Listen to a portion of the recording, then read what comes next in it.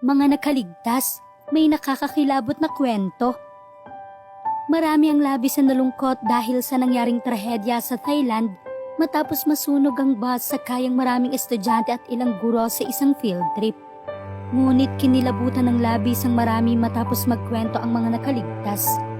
Kalunos-lunos ang sinapit ng ilang estudyante at guro kung saan hindi bababa sa 23 ang nasawi matapos magliyabang sinasakyan nilang school bus malapit sa Bangkok, Thailand.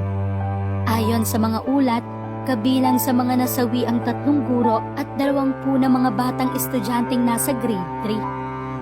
From the initial findings, 11 male bodies, 7 female bodies, and 5 bodies whose gender could not be determined have been identified, making it a total of 23 bodies, sabi ni Lieutenant General Trairong Piupan ng Police Forensic Science Office.